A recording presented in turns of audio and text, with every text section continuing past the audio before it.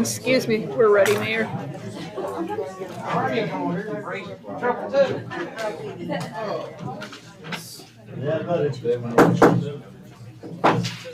I'd like to call the Maysville Board of Commissioners to order Thursday, June 23rd, 2022. We will begin with our invocation, Reverend Mace. Shall we pray?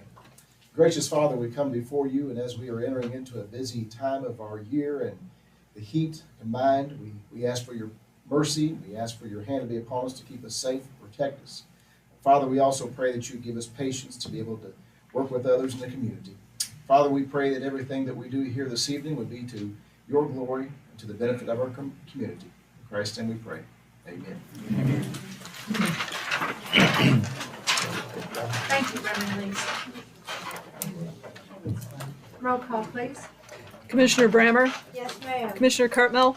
Yes, ma'am. Commissioner Wood? Here. Commissioner McKay? Yes, ma'am. Mayor Cotterill? Yes, ma'am. City Manager Wallingford? Here. City Attorney Cottle? Here. Controller Stanfield? Here. HR Director Rose? Here. Project Coordinator Horde? Here. Public Works Director Truesdell? Here. Police Chief Palmer? Here. Fire Chief Doyle? Here. Utility Manager Julian? Here. Planning and Zoning Administrator Larger? Here. Building Inspector Fawcett? Here. Codes Officer Brooks? Here. Tourism Director Halloran? Here. Main Street Director Reese? Here. Thank you. I'd like to welcome to our meeting Mason County Judge Executive Owen McNeil and Mason County Commissioner Joe McKay. Thank you for joining us this evening. Public announcements. I'd just like to say that the annual Boy Scout Distinguished Citizen Award dinner is going to be on Thursday, the 28th at David Case's. Anybody wants to go, just leave a message here. Thank you. And I'd also like to congratulate Chief Palmer and share with you that he received a letter of appreciation and complimentary from a visitor who was here in Maysville and got in a stressful situation, and a couple of our officers went to assist her, and that was Officer John Merson and Justin Merle, and she had a lengthy letter about their patience and how receptive they were, how hard they worked to help her resolve, and her quote was, "They were a rare treasure." And our city was not only a wonderful place to visit, but maybe a wonderful place to live. So, Congratulations. And to those officers. closed session pursuant of KRS 61.8101F, discussion which might lead to the appointment of an individual employee. I need a motion. I'll make that motion. Second. Roll call, please. Commissioner Brammer? Yes. Commissioner Cartmel? Yes, ma'am. Commissioner Wood? Yes. Commissioner McKay? Yes, ma'am. Mayor Cotterill? Yes, ma'am.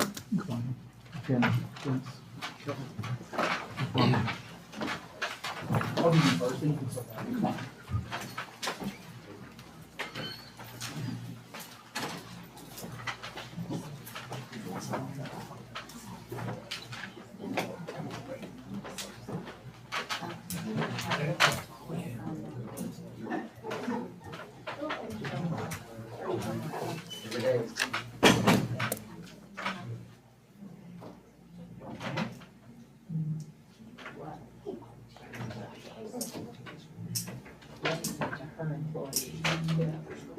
Drop them off the top of the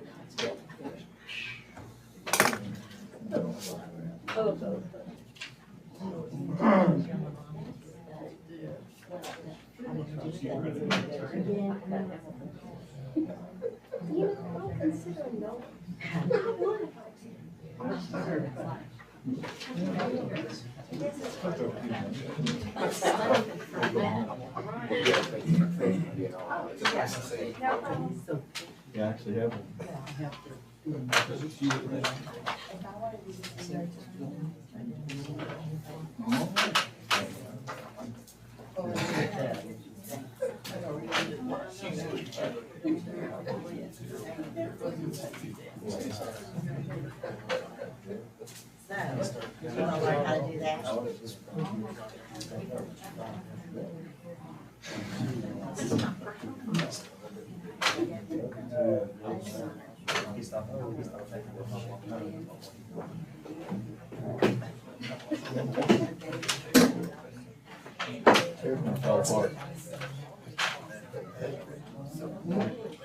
Oh, it didn't people like me to do that.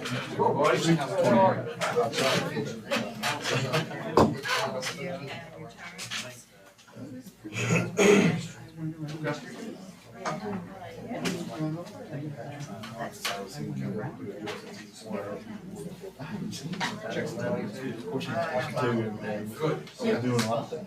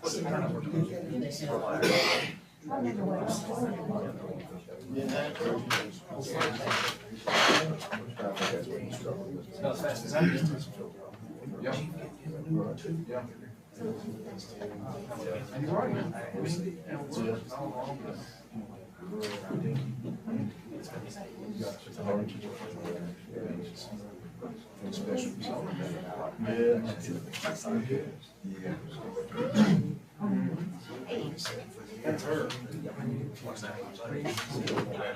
I go to the Christmas party and just with dogs.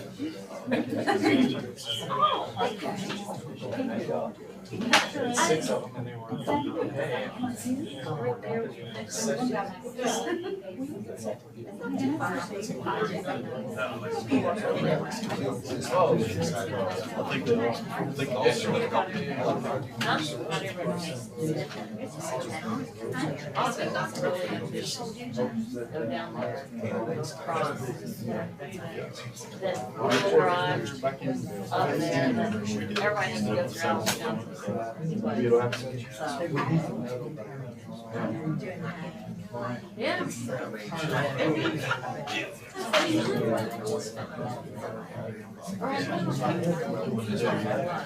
Very recently. It's hard to get them. maybe stationed on this side. We always say we're never going But she, our house is haunted. We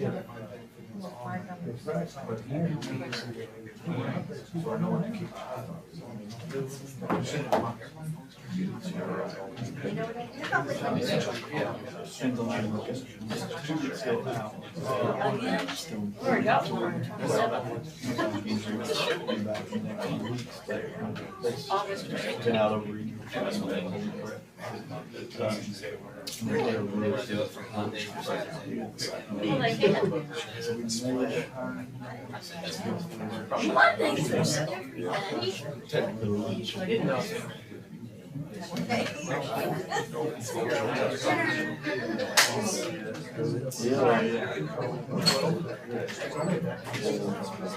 sure, yeah.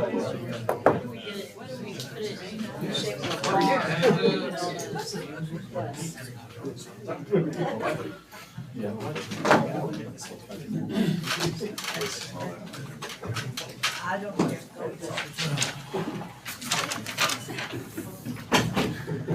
Oh. I will entertain a motion. I'll make that motion. Second.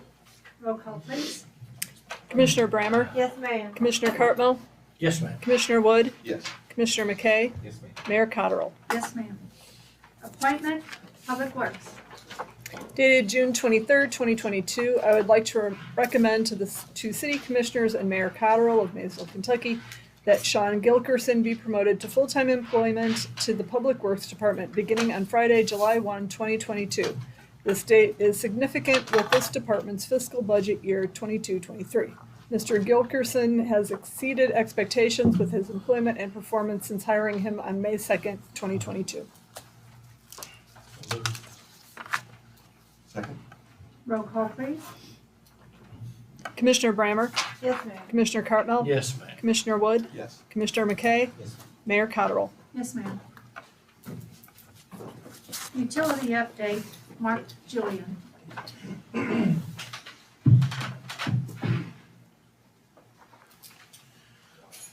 Good afternoon. I'm going to give the commission an update on our water and wastewater infrastructure and needs and project updates. System updates are needed. We're to the point now, the best time would have been years ago, but the next best time is now to start taking care of critical infrastructure that needs updates. I just want to take a minute and talk about Maysville and the water outage a couple weeks ago. This culminated because of a series of events. We had a mechanical failure at a pump station on Kentucky 324 in Wedonia. And we also had 3 main breaks in rapid succession over a 3-day period on Kentucky 11. The reason for the main breaks on Kentucky 11 was because when the line was installed some 36 plus years ago, it was not properly bedded. So it's sitting on bedrock, and every time we have soil moisture changes or changes in the weather, pressure changes, it rubs on that bedrock and the main splits. So combining those 2 events, that's why it took a week to get them water in Maysville. We understand that that's unacceptable, but the only way that we're going to fix these problems is if we take care of the infrastructure. We need to redo a pump station out there. A lot of people have moved to Maysville in the past 20 or 30 years. There's cattle operations out there.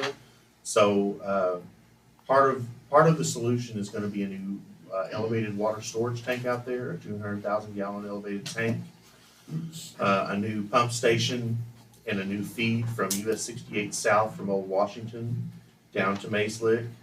And then also redoing the existing pump station on Kentucky 324 that feeds the tank in that area from Kentucky 11. So I'll move on to the condition of the system and primary concerns. So the raw water pumps at the water treatment plant, right now we're running on one pump. The second pump needs work for redundancy until we can move forward with the new fiscal year and the deep well or dry well work, the big project to redo those pumps with 5-pit submersibles. Maysville tank, that project profile was in the WRIS system. That's where KIA looks for those complete project profiles before they'll consider them for funding. We're going to be getting updated costs, which actually have a construction estimate and design engineering estimate with me tonight. I'll get to that a little bit later. We're going to be redoing that project profile, and then as soon as we have the next Water Management Council meeting for the regional and county rankings this fall, we're going to make a motion to get that to the highest ranking possible so we can move forward with getting that project done. The design engineering on that is, without the Division of Water application and approval, is $160,800. And the construction cost opinion for that project is $3.764 million. That includes a new water storage tank, 31,000 linear feet of 8-inch PVC line, and a brand new water pump station on US 68. That's going to provide another way to get water to Maysville other than the existing way. You know, it's a redundancy thing. Clyde T. Barber, new water line on the west end from Clyde T. Barber Access Road from about Southern States all the way out to the west end of Route 8. That project is going to be about $3.6 million. And again, design engineering without the Division of Water application and approval will be $188,400. It is already in the WRIS system, and it is also in the project rankings. And like the project before this I spoke about, we will make a motion to try to get that to the highest county and regional rankings to get that project to move forward. Additionally, we have a $15,000 in the next fiscal year budget to address the on-site hypochlorite generation. It's the chlorine replacement for disinfection for the water treatment plant. That project construction cost estimate is $1.44 million, but we do have money allocated in the fiscal budget to move forward with the preliminary engineering report. We will also be trying to move forward with design engineering. I spoke with a few city leaders about that yesterday. So that's all coming forward in the new fiscal year. I just want to reaffirm that these are needs and not wants. And although we are looking and have been looking at several different funding sources such as grants and or low interest loans, rates will have to be adjusted to pay for these critical upgrades. The last part of the update I wanted to go over is the project updates that we currently have going. Wall Street sewer separation, Jamie Shields with Frederick and May has notified me this week that the manhole that he needed is got in, and he is started on Tuesday of the 21st this week. So I don't have any updates other than construction is proceeding. We've been waiting for a while to get that started, so that's good news. The water plant deep well raw pump improvements, the project is in this current fiscal year budget. We will need a contract for engineering to bring before the commission for reading, resolution, and hopefully adoption. But we can't do that until July, until the fiscal year starts. We've got a couple things that we need to do on our end, so hopefully we move forward with that pretty soon. That construction estimate was $1.085 million, and that's in the next fiscal year budget. The long-term control plan, the first phase after Wall Street, is a series of sewer pump stations on Limestone Street, Main Street, and Washington Street. H&B engineers did a site visit on this Monday on June 20th to look at plans in the pump station. We are moving forward with surveying, and H&B is going to take us to do site visits in a couple other systems to see how their pump stations went in and sizes and so forth. Try to size it to what Maysville needs. That site visit is scheduled for June 29th to look at work similar in scope to what we're looking to do here in Maysville. The last item I have is Molina Road, Wedonia Water Pump Station. We are waiting for a proposal from Allied Technical Services for upgrading this existing pump station to avoid any further water disruptions in Maysville. This station is at the end of its life, and we are working on getting it replaced. The estimated time for getting a proposal is less than 2 weeks. In the meantime, we are running on one rebuilt pump. We have another pump rebuilt already, and then we are on the schedule for getting it installed in the pump station. This installation requires significant replumbing so the second pump will fit, because it's not the same size. This is so we will have redundancy to supply water to the Maysville area until we completely redo the pump station with a new one. I do have an estimated cost from Allied. It's $200,000 to replace that pump station in Maysville. As I probably alluded to a little bit before, the long-term solutions include this new upgraded pump station at Wedonia on Helena Road, as well as a second water line coming south from US 68 and a new pump station on this route as well to feed the new tank. Lastly, to address volume deficiencies in Maysville due to the added population in the area, that new elevated tank will need to be constructed. And did I say the estimate 3.764? That's all I have unless you have questions.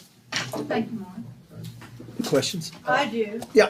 Back up so you all. I mean, I'm hearing all this sort of for the first time, I think. Have you all heard this problem way back when? I think, you presented this earlier in the year. I Yeah, talked about but some of this in I mean, January. previous years. It just couldn't happen. Well, I mean, specifically Commissioner Brammer, the pump station Mays Lick, that's been in the ground for 30 years No, I without, know.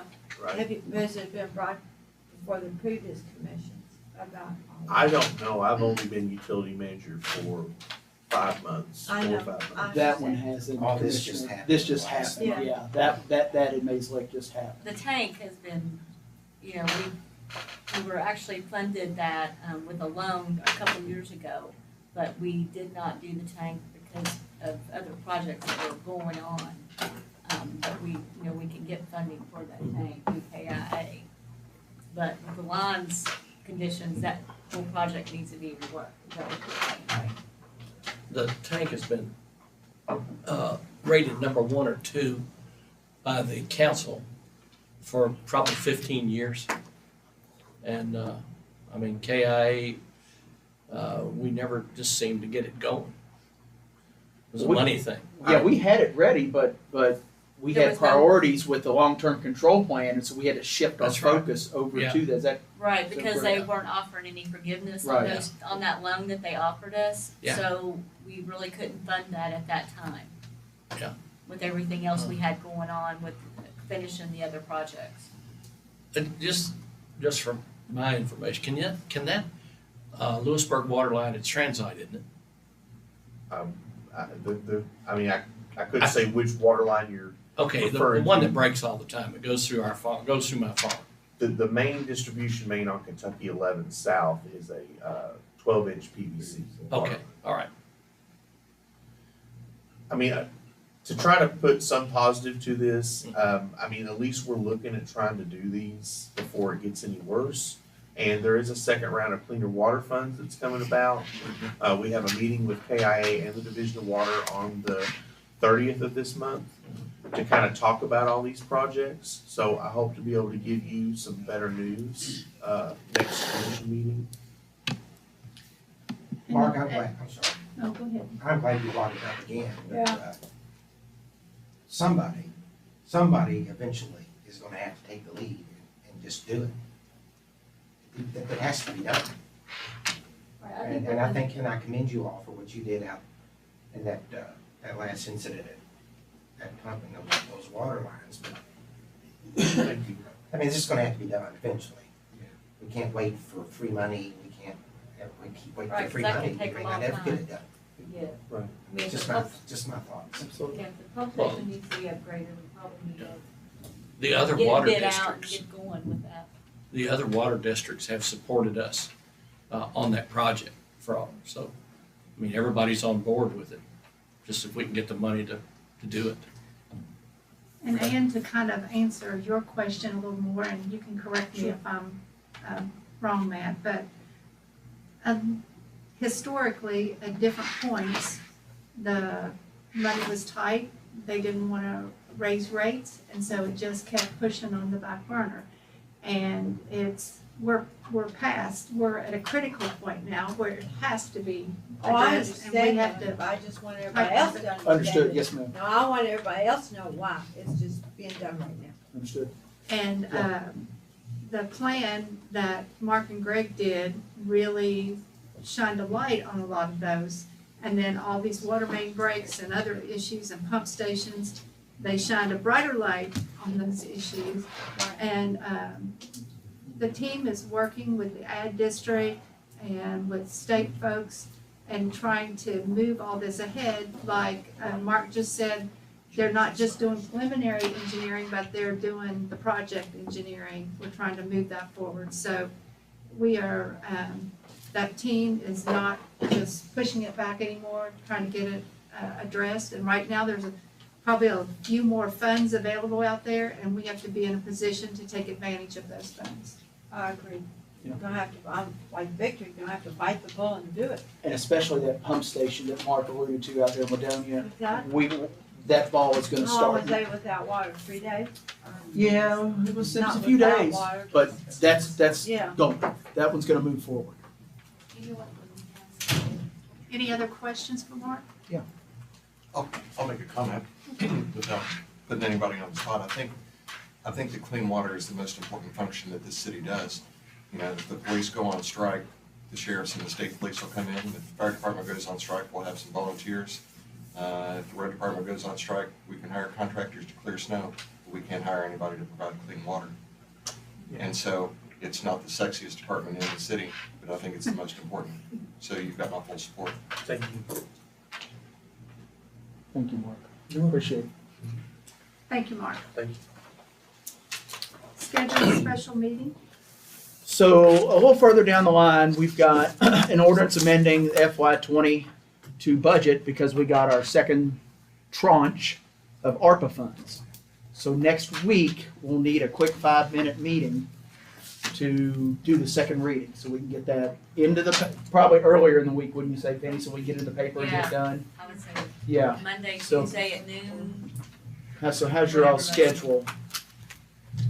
It'd be a quick one. We can do it in the morning, at noon, whatever works for you all. I'm good. You good, Dan? Andrew, David, Mayor? Yeah.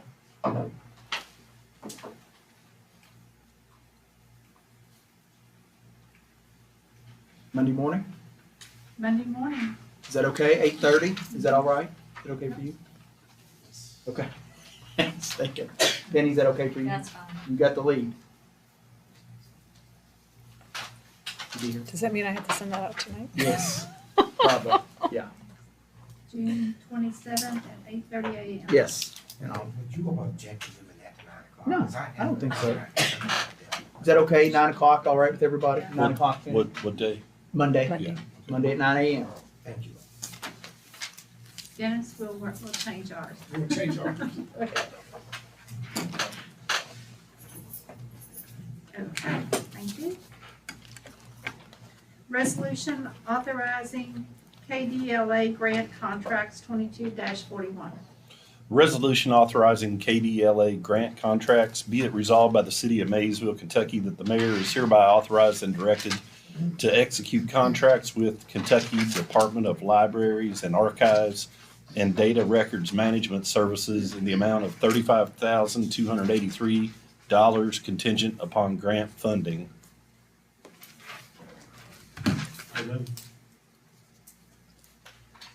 Second. Roll call, please. Commissioner Brammer? Yes, ma'am. Commissioner Cartmel? Yes, ma'am. Commissioner Wood? Yes. Commissioner McKay? Yes, ma'am. Mayor Cottrell? Yes, ma'am. Resolution authorizing contract with Pace Analytical for sampling and lab procedures at the wastewater treatment plant 22-42. A resolution authorizing contract with Pace Analytical for sampling and lab procedures at wastewater treatment plant. Be it resolved by the city of Maysville, Kentucky, that the mayor is hereby authorized and directed to execute the contract and all other necessary documents to consummate the contract between the city of Maysville and Pace Analytical for sampling and lab procedures at the wastewater treatment plant. I'll make that motion. Second. Roll call, please. Commissioner Brammer? Yes, ma'am. Commissioner Cartmel? Yes, ma'am. Commissioner Wood? Yes. Commissioner McKay? Yes, ma'am. Mayor Cottrell? Yes, ma'am. Resolution authorizing lease with the Buffalo Trace Ad 22-43. Resolution authorizing lease with Buffalo Trace Area Development District. Be it resolved by the city of Maysville, Kentucky, that the mayor is hereby authorized and directed to execute a lease to Buffalo Trace Area Development District for office space on the first floor of the Kenton Commonwealth Center at a rate of $518.37 per quarter for a term of 1 year and automatically renewable for 1 year terms beginning on July 1st and expiring on June 30th, unless either party terminates the lease by giving written notice upon the other of its intention not to renew by 60 days prior to the end of the term.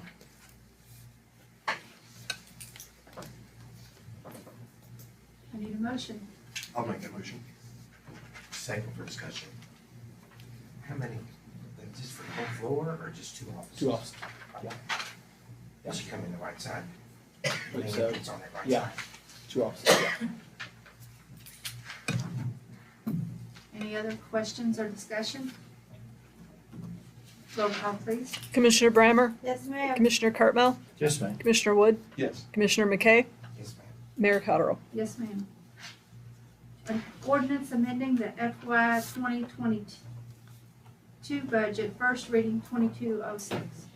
An ordinance amending the city of Maysville, Kentucky annual budget for fiscal year July 1st, 21 through June 30th, 2022. Whereas the budget needs to be amended to include the ARPA funds received for presumed lost revenue and payroll taxes collected in excess of budget estimate, be it ordained by the city of Maysville, Kentucky as follows. The general fund budget for the city's fiscal year ending June 30th, 2022, adopted June 24th, 2021 by ordinance number 21-08 is amended as follows.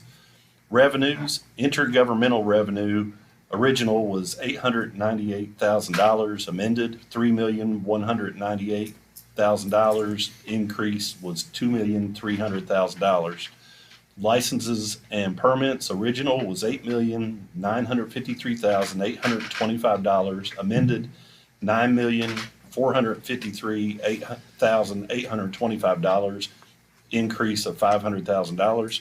Appropriations contingency, original $10,940,196, amended $13,740,196, increase $2,800,000. So moved. Second. Roll call, please. Commissioner Brammer? Yes, ma'am. Commissioner Cartwell? Yes, ma'am. Commissioner Wood? Yes. Commissioner McKay? Yes, ma'am. Mayor Cottrell? Yes, ma'am. Discussion solar ordinance. All right. We need to get an ordinance drafted and passed. So I need your guidance, Kelly and I do, on how you'd like to proceed so that we can have a first reading on July 14th. I've given you my recommendation on the industrial zones, and that I would recommend you take those out of large scale. But after that, it's your call. You all just let me know how you want us to proceed and draft, and we'll have it ready for you on the 14th. I do agree with your recommendation on that zone. I do too. You okay with all? Okay. So we know we'll take that out, and I'll work with you on that, and George. But I also, the agricultural solar energy system, the SES, with where you need at least 5 contiguous acres. Mm-hmm. I mean, where do you stand on that? George, you want to answer that question under that definition of? I've got it here if you need it, right there. That's the question he's asking about. So specifically, what's your question? Where do we stand on that? Basically, when I read that, that's something that the chapter 100 states is ag exempt, an ag exempt farm with 5 acres or more. But how does that imply with the SES? Yeah, so that would be if someone owned a farm, and that's defined in KRS chapter 100 of having at least 5 contiguous acres and having an agricultural use, they could put an SES there that would be exempt from this to power their farm. Power their farm. Yeah. So it's on site. Yes. Okay. All right. It's on site. Thank you. Appreciate the interpretation. I have a couple of things. One is the noise and vibration ordinance on this exceeds our existing noise ordinance, and I don't understand why we would single out somebody to do it different. But our noise ordinance apply to everyone the same. Yeah, it would be more restrictive. And so personally, I don't think it should be more restrictive. I don't think we should single out one particular industry to give them stronger restrictions than we do anyone else. Which one's more restrictive, George? The solar ordinance or This ours? is. That's okay. Okay. Well, I think so we use the same language that was in the WECs, the wind energy conversion systems. And the goal of that language was to ensure that land use was completely sound neutral. And the thing that everyone needs to understand about things like wind energy conversion systems and solar energy systems, especially on agricultural land, is that land use would kind of be like a guest on agricultural land. because it's not really an agricultural land use. So making it more restrictive such that it doesn't become a nuisance to anyone else is kind of one of the compromises that you all and the fiscal court, the planning commission saw it as you should make. Also, keep in mind that the fact that it's more restrictive, in the city limits, you're expected to have noise from nearby land uses and stuff. Right, but out in the county where people go out for peace and quiet, they don't. Well, we're not talking about the county, we're talking about the city, correct? Correct. Right, but That's only applies. the large scale ones would more likely be out in the county than. Well, that's not my concern. I'm just talking about what we're doing here, because we're just voting on the city. Right. In terms of noise for this land use, generally the biggest offender are going to be the inverters.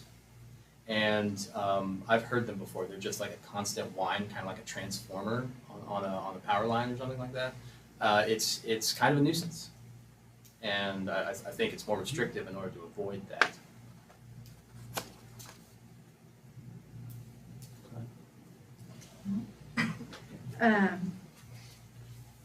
I've done a little bit of research myself, and so one of the things that, and maybe I missed it, and if I did, you just say that I missed it in the ordinance.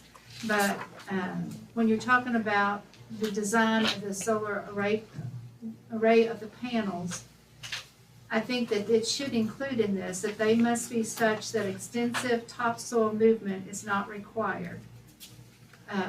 And the reason I say that is because in some of the research, I know that some of the companies are getting sued because the erosion went on other properties was so significant that it impacted those properties. And then I've also seen farms where they drove the piles into grass. They didn't disturb the topsoil at all. So there are alternatives.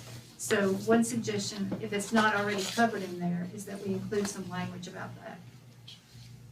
There is some language in here, Mayor, on page 9, protection of farmland and rehabilitation of disturbed areas. 1 and 2 there. Compaction of soil associated with the location of roads and installation and staging areas for utility scale SES on land zone for agricultural use shall be minimized to the extent possible. Compaction of soil associated with the location of roads and installation and staging areas classified as farmland or prime farmland shall be avoided to the extent possible, and the soil shall be decompacted as part of the decommissioning process. And then if you go down to number 2, it talks about having vegetation placed on there to help control the runoff. I felt like that discussed more of the roads and not necessarily under the panels. And then it also, and maybe I'm just misunderstanding, but I felt like that it was okay to remove the soil and have it piled somewhere else, which is what happened. It's outside of Chillicothe and where the erosion is now. Well, it does say that the permanent location of solar arrays on impermeable surfaces, including but not limited to gravel and asphalt, is prohibited. So aside from service roads, they would have to grow or place down vegetation. Also, if they do disturb anything after the fact, after assuming that the facility is removed and it goes back to being agricultural land, they would be required to remediate that and put back vegetation, et cetera, et cetera. There's also a erosion control slash storm water runoff plan required in a later section where they have to basically demonstrate, okay, this is what we're going to do to remediate this and prevent erosion, prevent a bunch of storm water from going on the neighboring properties, and that would be something that the planning commission would have to approve. So George, you think the planning commission had a pretty good document? I think it's pretty good. Okay. And if there are issues that come on, or that are discovered later, this can be amended after it's passed. That would require the process of a public hearing, just like any other text amendment to the zoning ordinance, but it can be. So we're only allowed in 1 and 1A, is that correct? No, Or not allowed. that's my recommendation to you all, is not to allow it in your Yeah. light and heavy industrial zones. And again, to reiterate, that's because that's where we garner a lot of our payroll tax. And that's our main source of revenue here in Yeah. the city.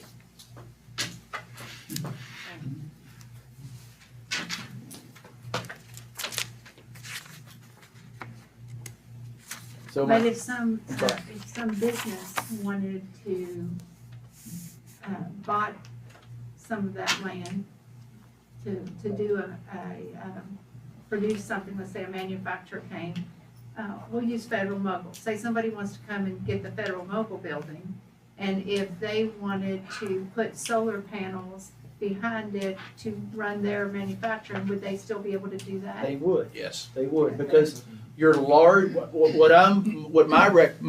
you go to the very last page in there, my recommendation on the chart is to X out large scale in I-1 and I-2.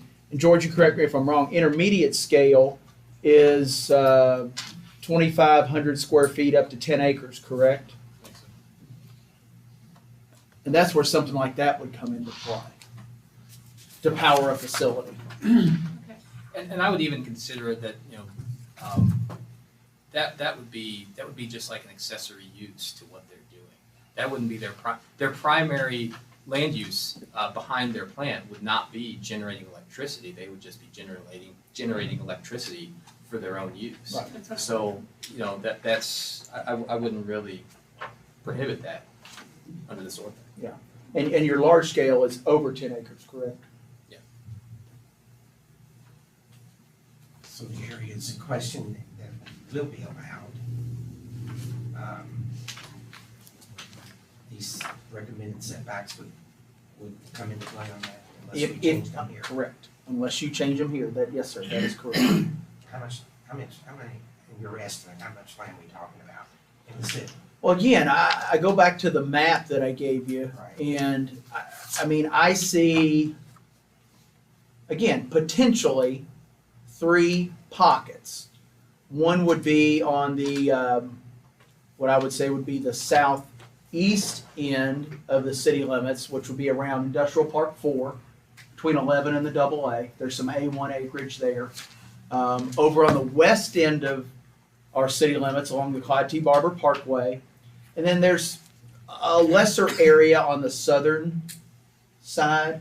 But again, I think you have 3 factors that come into play. You've got to have the contiguous acreage there to do it, a decent size amount. You got to have access to the lines and the grid. And then you have to have willing property owners who want to sign a lease. And if you don't have all 3 of those, again, I'm not an expert. My opinion is I don't see it happening in the city limits because of that. For off-site sale of electricity. And one more question, George, on that scenario of the Federal Mogul building. So the noise ordinance in this document wouldn't affect the noise that those supposed solar panels make, because it's not a Primary use. primary use. I mean, I would probably hold it to what the noise ordinance In is. our industrial zone. Now, I mean, one of the primary differences between light industrial and heavy industrial is light industrial, you're not allowed to have any noises or fumes or anything come off of the, everything has to happen inside, whereas heavy industrial, you can. So, I mean, I don't recall if that is inherent in the city's ordinance, but, I'd probably go by what the city ordinance said. People expect industrial land uses to be, noisy and dirty and less than, there aren't too many single-family homes that are going to be bothered by noises coming from industrial zone. Now, you bring up a good point. Do you want to make any changes to the setbacks? Or do you want to go with what was recommended? Restricted in the city. I just don't agree with it. in the city. I think it's too restrictive, in my opinion. Okay. Especially in the limited areas that we're talking about, really. And these areas, other than what I would say, Commissioner, on the west end over along the Clive T. Barber, you would have some areas on the eastern end of that pocket that would go over towards the Jersey Ridge area. That's really your only residential area that I could see potentially being impacted. You have a few scattered homes on 11 going up that way, but you don't have a lot. Now, I personally don't think the acreage is there in the southern pocket. Now, I mean, we agree on that. I mean, Yeah. I understand that. Yeah. So the lack of residential, and I just think the setbacks are too restrictive in those areas that you're talking about. Okay. Well, I like somebody to take me out and get a visual and see. Different areas. Yeah, I mean, I would like to see an actual visual. I had, and I don't remember if I can, I don't know if I can remember them, but I actually used landmarks around here from the library, which is where the special meetings were held, where you can visualize what distances are. From the corner of the library that's closest to 3rd Street, that to the bottom of the hill is 500 feet. To the bottom. viaduct, to the bottom of bottom. the viaduct hill. Yes. And then 500, or from that corner to St. Pat's is 1,000 feet. All the smaller ones, I can't remember what they are. The football field is 300. I agree with you. I wish I had that with me. I don't have it with me. I'm sorry. You can take it. You know, Oh, absolutely, sure. We can do whatever y'all want to do. Actually, I think I have it in my notebook. Whatever y'all want to do. get visual would be good. I want to see visual. You can- Well, here, he made us this map there. I did, I still want to do it. Oh, Yeah. there it let's is. see. From that corner of the library to the southwest corner of the Chamber of Commerce is 200 feet. From that corner to the middle of Bridge Street, right over here, is 250 feet. I don't know if this is helping very much. The width of 3rd Street is 50 feet. The library, that library corner to the closest corner to the Chamber of Commerce is 100 feet. I don't know if that's helping much. I'll call you next week. Okay. All right. So if we go after Mason County's football field, I- you're not I don't standing wanna in do the end it. zone. Huh? That's, I'm not against what I'm asking, just Okay. tell me. If you stand in one end zone and you look down to the other, that's 300 feet. I'll do Exactly. that. No. It's 360 feet. Yeah, So, from the goal line to the goal line. Yes. It's goal line to goal line is 300 feet. yeah, that's Whatever y'all want, Okay. whatever y'all want to do, we'll work with it. Whatever you want to do. And if you want to take the time to do that, we'll come back on the 14th. I'll get your guidance at that point. We'll have to call a special meeting at some time, whether before we would want to do it before the 28th, and then we can have the second reading on the 28th. How does that sound to everybody? Is that okay? You all should also have a copy of my staff report. I went to Jim Fawcett and I went to the Winchester facility, which is where one of the local utilities here in Kentucky have I think it's about a 10-acre SES.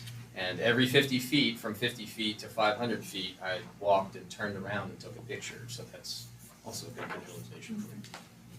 That's a great idea. Give George a call next week. He'll be glad to show you. And if two of you want to go at a time, that is perfectly fine. That's not a Then when problem. are we gonna vote on this? Well, I'm still going to need guidance in a public meeting to draft the ordinance. So, I'll need your guidance on the 14th. And then we're going to need to schedule a special meeting between the 14th and 28th, so we can do a first reading and then have a second reading on the 28th. So that gets advertised for August 4th. And, unless you want the planning commission's recommendation to go into effect by operation of law, And that's what will happen on August 4th, unless you act prior to that. Yeah, we still have time. We can do that. It's okay. I think one of the problems with the setbacks, with the setbacks rule is that it's a one size fits all setback. And all projects are not created equal. You know, there are some projects that may be in the middle of nowhere where there's no objection to it, and there may be some where they back up to Parker Lane or Chinkton Lane or wherever where there's a lot of pushback. And I think what probably ought to happen is, and I don't know how you do it, maybe George would know, but where there's some flexibility to be able to approve projects. And again, we're not worried about the county, but regardless of where the project is, they're all going to be unique, and they're all going to need to have different factors taken into consideration. And so, I mean, that's what I want is something that allows the flexibility to put a project in where it makes sense, and to prohibit them or create more restrictions where it doesn't make sense. Well, they can apply for variances, but the issue with that is the application for a variance requires a public hearing. And I don't want to use the word danger, but there's a concern that then those public hearings will then become just like the ones we had at the college. And it becomes a referendum on solar, not just the specific setbacks.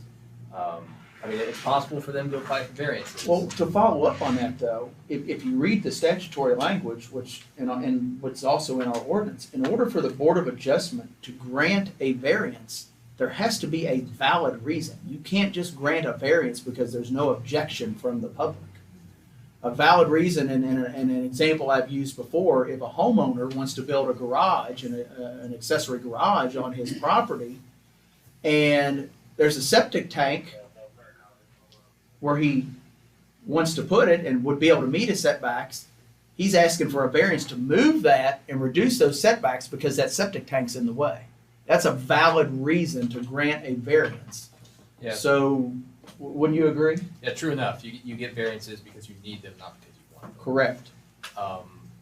And saying that, well, we won't make as much money is not really a valid need No. for it. But otherwise, I mean, that is the only thing I can think of to where you could adjust these, because trying to adjust them for every project and every property, that's what the zoning ordinance is. It's kind of a one size fits all, and the way you get around that is through the variance process. Well, it's kind of a moot point, isn't it? I mean, are there any land that's enough to put a industrial solar on in the city? Again, I'm not an expert. George isn't an expert, but I mean, by this map, that you gave us, it's pretty moot. I mean, I think that's for the company to determine, don't you? yeah. Well, I don't want to speak for the companies. No, I understand. It's I up to mean, them it's up to them to make that determination. It's up to them to see if the juice is worth the squeeze. Yeah. And this is just, I'm sorry, a learning process for me, but like what, with those ordinance set back like they are, what possible example could you give us that would qualify for an exemption from that kind of setbacks? I mean, the only thing I could think of would be like a massive sinkhole or something that, you couldn't put it on and they'd have to be moved somewhere else. Yeah, I mean, typical reasons for variances are they're usually due to topography. Mhm. I've got this 3 acres of land, but there's this small tiny place where it's flat where I can build a house. I need a variance so my house can basically be within those setbacks so that I can use it to live there. I don't know. I've never really They're dealt. always done on a case by case basis. Right. Everyone is different. Do we have many sinkholes within the city limits? Then the city limits, it's hard to say. It's hard to say. We do. Yeah, they're all Do you- Yeah. I mean, there's a lot of karst We definitely topography do. around, Yeah. the whole area. the limestone and everything. Good questions. Any other comments or questions? Get with George. I will. Get with George, and he'll be glad to show you those areas on that map, George, I'll be calling you next week. and we'll go from there. You volunteer. I'll just say, Turn that around on Yeah. us. I don't think there's ever been anything that we've discussed in 25 years where we've had, 5 public meetings, and then we've had 3 meetings on it, but something hasn't been resolved. I think we ought to be able to get it right. We'll work it out. Yeah. We'll work it out. That's why you have these meetings. We'll work it out. Okay. Anything else to come before the commission? Mayor, that is all I have for you and the commission this evening. I will entertain a motion to adjourn. Well, that will be me. Second. Roll call, please. Commissioner Brammer, Yes, ma'am. Commissioner Cartmel, Yes, Commissioner ma'am. Wood, Yes. Commissioner McKay,